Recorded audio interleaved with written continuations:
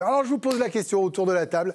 Est-ce que c'est le match bascule pour l'OM en Ligue des Champions? Elle est du bon côté. Souhaitons-leur. Regardons.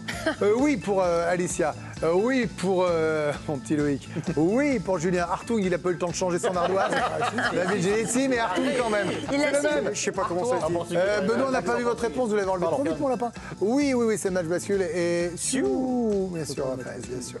Le match bascule, Julien Brun, c'est évidemment ce match qui fait que vous avez 6 points ou vous restez à 3 ou à 4 et que vous décollez, vous faites un pas déjà plus important vers le top 24, j'ose croire que ça va le faire, top 16, et pourquoi pas mieux?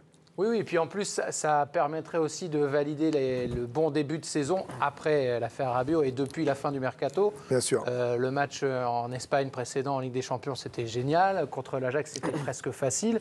Là, c'est un test. Et ce qui est pas mal en plus, c'est que, comme tout à l'heure, je parlais du fait que Leverkusen avait quand même baissé de niveau depuis quelques temps. Là, le Sporting, il y a eu aussi une baisse sportive avec le départ de Gyökeres. On entendait Candice qui, tout à l'heure, disait que l'attaquant, c'était Luis Suarez, maintenant, l'ancien de l'OM. Et on ne peut pas dire que ce soit vraiment du même niveau que Gyökeres, par exemple. Donc, c'est le bon moment pour aller faire une bonne opération. C'est le bon moment pour basculer du bon côté pour la Ligue des Champions. Et avec 6 points, plus la défaite encourageante, entre guillemets, ce serait déjà un super début de saison en Ligue des Champions. Je vous trouve un peu dur, Julien, sur Luis Suarez. Alors, oui, autant, il est vraiment très agressif. Oui, ça vous ressemble pas. Comparativement à Gyökeres. Non mais arrêtez, assumez maintenant, vous êtes dans le DG, arrêtez d'être gentil. Lâchez vos métiers d'avant, là, vous êtes dans le DG, allez-y, promptement. Vous. Il est beaucoup plus fort que moi, mais il est moins fort. Il est moins fort que Gyökeres, c'est ce que je veux dire. C'est tout.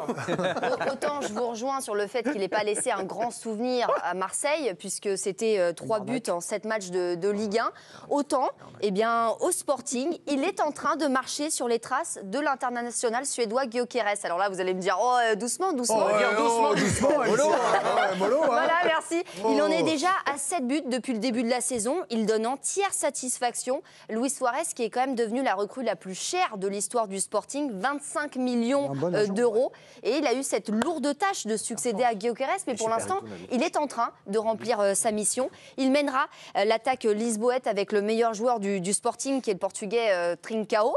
Mais bon, pour relativiser, le Sporting a certes perdu qu'un seul de ses 8 derniers matchs, mais ils ont été battus par le Napoli, et c'est pas un grand Napoli depuis le début de la saison, lors de la journée précédente, et ils viennent de sortir d'une victoire au forceps en coupe contre Passos Ferreira. Et le Sporting est un adversaire qui réussit plutôt bien à l'Olympique de Marseille. Si vous étiez avec nous, Candice l'évoquait en début d'émission. Les deux équipes se sont affrontées à 2 reprises et l'OM l'a toujours emporté, 4-1 au Vélodrome et 2-0 sur la pelouse du Sporting lors de la saison 2022-2023. Ce qui est sûr, c'est qu'ils vont mieux que Boavista. Bon, ça, c'est une certitude. Oui. Le football portugais, ou bordelais d'ailleurs. Loïc Tanzi, c'est vrai que Gyökeres, est-ce que c'était un peu l'arbre qui cachait la forêt? Ils avaient Amorim également, avant qu'il arrive à Manchester, qui faisait pratiquer un beau jeu. C'est cyclique pour le Sporting. Apparemment, ils sont à la lutte avec Porto Benfica, parfois un peu en dessous. Là, on est sur une année qui ne vous semble pas une grande année. Alors, attention, on ne juge rien, mais... Déjà, Amorim, ça leur a fait très mal l'année dernière parce qu'ils avaient bien commencé en Ligue des Champions. Et après, quand il est parti à Manchester United, ils avaient commencé à perdre des matchs. Et là, après, oui, quand tu perds Gyökeres, qui est ton meilleur buteur et le meilleur buteur européen, forcément, tu as une équipe qui est affaiblie. Donc oui, après, c'est toujours compliqué de jouer au Portugal pour les clubs français. On l'a toujours vu, à part Marseille qui a gagné au Sporting, mais à Benfica, on a toujours du mal. Ça tombe bien. Il y a 3 ans. Ouais. Mais sur ce qu'a montré Marseille ces dernières semaines, l'ambition maintenant qui est de retour à l'OM, il faut aller gagner au Sporting parce que... Là, vous ne dites pas le point du nul comme Paris Leverkusen. Là, l'OM doit gagner. Oui, parce que l'OM doit se donner les moyens de croire au top 8. Ils n'y arriveront peut-être pas, mais dans ce genre de match, avec la dynamique, elle est côté olympienne à 100%, et ils doivent se dire, en gagnant comme ça à 6 points, peut-être avoir un 9 points, ou arriver à la fin vraiment dans la bataille pour le top 8, de se dire que c'est possible. Je crois que Marseille, cette année, a vraiment une possibilité pour aller chercher quelque chose d'assez sympa en Ligue des Champions, et de s'éviter 2 matchs de barrage compliqués au mois de février. Mais il va falloir, et Loïc l'a un petit peu évoqué, qu'ils arrivent à faire quelque chose à l'extérieur en Ligue des Champions. Parce que sur les dernières campagnes européennes en C1, c'est 11 défaites sur les 12 derniers déplacements en Ligue des Champions. Il faut passer ce cap-là. Alors ils n'ont pas réussi, ils ont failli peut-être le faire au Real Madrid. Et d'ailleurs, c'est Alicia qui l'évoquait, la dernière victoire à l'extérieur de l'OM, c'était justement sur la pelouse du Sporting Portugal. Et il va falloir aussi que De Zerbi trouve les solutions, parce que sous son règne à l'Olympique de Marseille, c'est pas l'entraîneur qui a le meilleur bilan à l'extérieur, toute compétition confondue. C'est 23 matchs, c'est seulement 13 victoires et 9 défaites. Alors après, Nabil, cet OM-là nous semble fait d'un tout autre bois cette année, avec les renforts en défense expérimentés, qui vous évitent de paniquer, d'être pris dans le dos peut-être de manière trop rapide en début de match. Cette solidité-là, vous voulez la retrouver demain absolument ? C'est vrai que quand j'avais vu le thème, j'étais pas parti pour dire match bascule, mais là, plus je vous écoute, plus effectivement, c'est quand même un virage quoi, pour consolider quelque chose. En tout cas, pour nous, dans notre regard, se dire c'est sérieux. Ça vaut peut-être plus qu'un top 24, ça pourrait être top 16, je dirais peut-être pas à top 8. Pour moi, c'est top 16 minimum. Voilà. Minimum, mais il y a un moment, il ne faut pas non plus trop s'emballer, parce que quand on regarde les tableaux et on regarde leur vécu récent en Ligue des Champions, c'est plus la soupe à la grimace qu'autre chose. Maintenant, effectivement, l'arrivée, et c'est vrai que leur mercato, pour l'instant, il est surtout réussi dans le secteur défensif, parce que l'équipe, elle était en pourquoi partie... Parce que Benoît l'a réclamé à corps et à cri l'an dernier. Bien, bravo, Benoît. L'équipe, elle est métamorphosée à ce niveau-là. Et d'ailleurs, celui qu'on voyait comme un perdant dans les débats en début de saison, qui est Balerdi, finalement, c'est peut-être un gagnant, parce qu'au fond, il est déresponsabilisé du rôle de leader absolu, et finalement, il est en complément des autres qui sont là et qui l'aident finalement, non pas à être plus discret, mais à être peut-être plus serein. Et donc, finalement, tout ça fait que on va dire cet équilibre qui s'est créé de cette manière-là, aujourd'hui, c'est le point fort de l'OM, la défense. Benoît, il y a eu un bon match encourageant contre le Real. Ils auraient pu aller un moment tenir le nul ou même aller chercher la victoire. On se dit c'est un partout. Il y a des regrets. Hein. Ils ont eu des occasions. Ils ont eu des occasions. Il y a eu cette belle démonstration à domicile contre l'Ajax. Certes, très faible, mais il faut les marquer les buts. Sûr, quoi, il faut battre l'équipe qu'on vous propose. Là, le Sporting, ça se situe probablement entre les deux, j'ose imaginer. Je pense que c'est un cran au-dessus de l'Ajax, ne serait-ce que par l'expérience de la Ligue des Champions.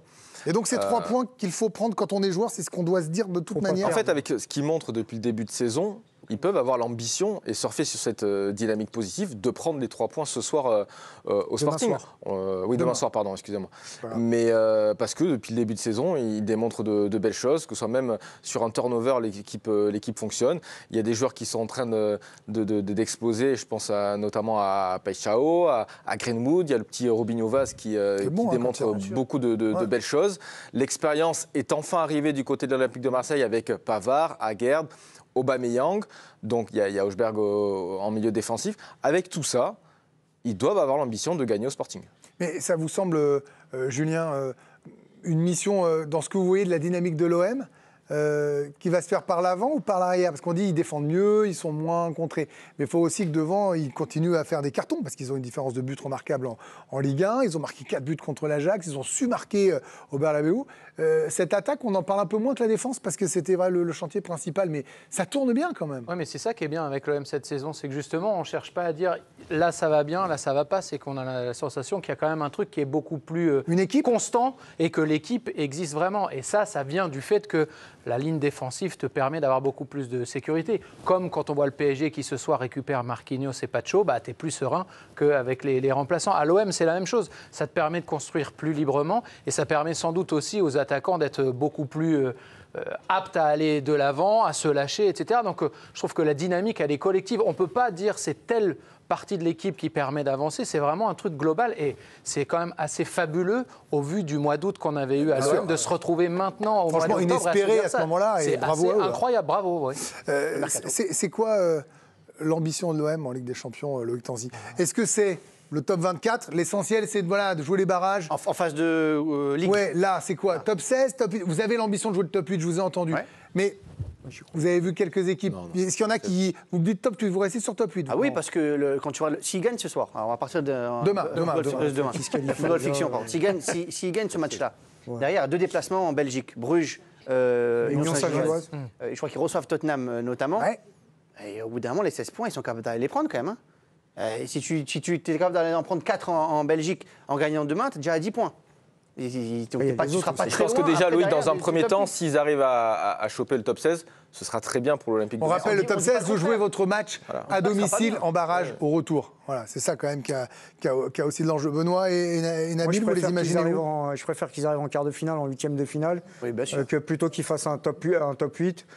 Pour moi, l'objectif, là, c'est de se qualifier. Si tu peux être dans les 24 et dans les 16, c'est très bien.